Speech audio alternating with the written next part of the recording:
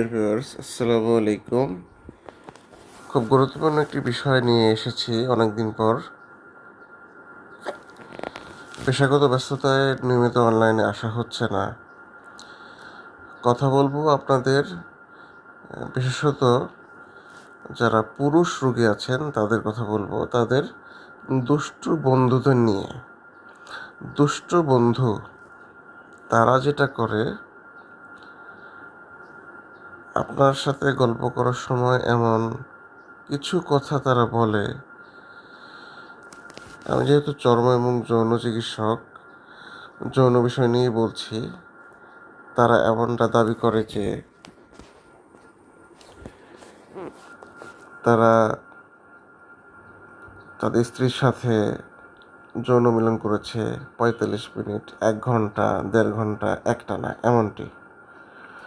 অথবা আপনাকে বলবে যে তোর বা তোমার লিঙ্গের আকার কেমন, আমারটা কিন্তু ৬ ইঞ্চি ৮ ইঞ্চি এমন বড়। তো এতে করে কি হয়, আপনি মানসিকভাবে ভেঙে পড়েন এবং তারা ইচ্ছা করে এই দুষ্টুমিটা আপনার সাথে করে। প্রত্যেক সার্কেলেই দেখবেন এমন কিছু দুষ্টু বন্ধু রয়েছে। তো বাস্তবতা হলো এসবের কোনো ভিত্তি নেই, তারা নিঃসন্দেহে মিথ্যা কথা বলে। একজন অভিজ্ঞ চিকিৎসক হিসেবে আমরা এই বিষয়গুলো বুঝি এবং জানি।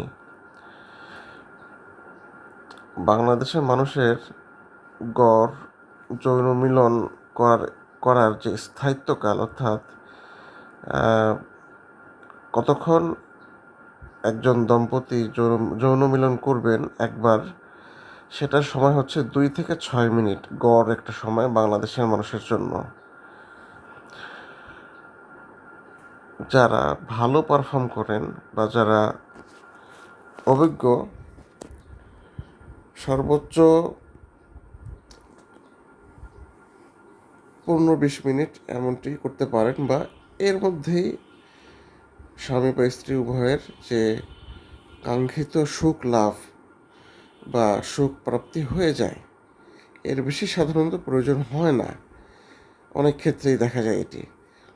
কিন্তু আপনারা এসব দুষ্টু বন্ধুদের পাল্লায় পড়ে এবং তাদের মিথ্যে কথা শুনে আপনাদের মনে হতে পারে যে না, আমার তো তাহলে কিছুই নাই, কোনো পাওয়ার নাই, অনেকের অনেক পাওয়ার আছে। তো এগুলো সম্পূর্ণ ভ্রান্ত এবং মিথ্যা কথা, এবং এটার প্রয়োজন নাই। হ্যাঁ, আরেকটি সমস্যা যেটা, যে নীল ছবি বা